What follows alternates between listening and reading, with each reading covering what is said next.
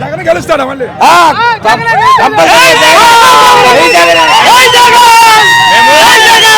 ప్రకాశం జిల్లా ఎర్రగొండపాలెం నియోజకవర్గం నుంచి వచ్చామన్నా.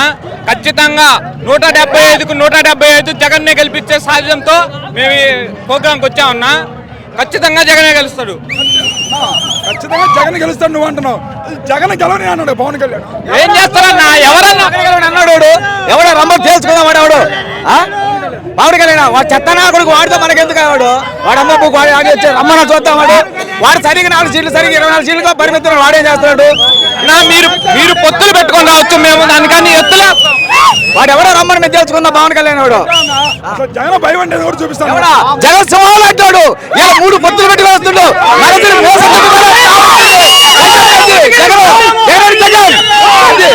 ఒక మాట, ఇప్పుడు జగన్ రాష్ట్ర ముఖ్యమంత్రి కదా, మరి అతను పట్టుకొని 4వ పెళ్ళం జగన్ అన్నాడు పవన్ కళ్యాణ్. వాడి 4వ పెళ్ళం కాదు, ముఖ్యమంత్రి అయినాక తాళ తీసి దుఃఖపెట్టి నాటిస్తాను నా కొడుకు వాడికి. అప్పుడు తెలుస్తుంది వాడికి బాధ ఏందో. మీరు కాదన్నా, మేము తీస్తాం చెడ్డీలు, మీరు కాదు. ఇంకా 2 నెలలు కట్టుకున్నా అప్పుడు అర్థమైంది దాని బాధ ఏందో. ఇప్పుడు కాదు, ఉండాలా. ఇంకా 2 నెలలు ఉంది టైము. ఏముందన్నా అన్నాడు రెడ్ బుక్ అందరి పేర్లు రాసి పెట్టినాడు, రేపు అధికారులకు వస్తే ఒక్కొక్కరు పరిగెత్తిస్తాను అన్నాడు. ఏందన్నా ఆయన పరిగెత్తించేది? రేపు జగన్ వస్తే ఆయన పరిగెత్తే తెలియదు. ఎక్కడ జాగ్రత్తలు ముందు ఆయన చూసుకోవాలి. ముందు ఆయన పరిగెత్తేది కాదు. ముందు మంగళగిరిలో సీటు గెలవమని, సీటు గెలిచి అసెంబ్లీకి రమ్మని, అప్పుడు పరిగెత్తమని, ఎవరు పరిగెడితే అప్పుడు మంగళగిరిలో. మరి మీరు మంగళగిరిలో అన్నారు మీరు. జగన్ పులివెందులు ఓడిస్తాను చంద్రబాబు నాయుడు. ఈసారి కుప్పం కూడా మాదే, కుప్పం కూడా మాదే, పులివెందుల కుప్పం మొత్తం మాదే. అందుకేగా చంద్రబాబుకి ఓడిపోతారని నారా భువనేశ్వర్ నిలబెట్టిండు. కుప్పంలో చంద్రబాబు ఓడిపోతారని నిలబడమను. సరేనా?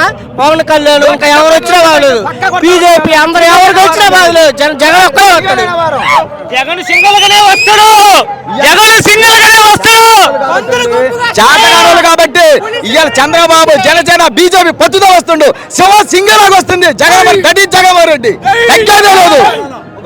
చెప్పండి, తన సొంత చెల్లెలే జగన్ వ్యతిరేకిస్తుంది. అది అనుకోకూడదన్నా. ఎందుకంటే చంద్రబాబు లాగా మంగళగిరిలో గెలవనోడికి మంత్రి పదవి ఇచ్చినట్టు మా జగన్మోహన్ రెడ్డి చెరిమలమ్మ గట్ట పదవి ఇచ్చాడంటే చిన్నతనంగా ప్రతిపక్షంగా తట్టుకుంటుందా? అందుకని మా చెరిమలమ్మకి మా జగన్మోహన్ ఇలాగపోయాడు. అది మేము చేసిన తప్పంటే ఏమి లేదు ఆడ. కానీ తన సంతానాన్ని కూడా జగన్ రెడ్డి ఏకవచనంతో మాట్లాడుతున్నాడు. ఏదైనా మాట్లాడితే మేము ఏం చేస్తామండి? ఈ రకం పరిపాలన ఉంది. వాళ్ళు చెట్టు ప్రతిపక్షాల వల్ల ఈ రకం చేస్తుంది అంటే ఏం లేదు అక్కడ, ఏం లేదు. ఎవరు ఉన్నారంటారా?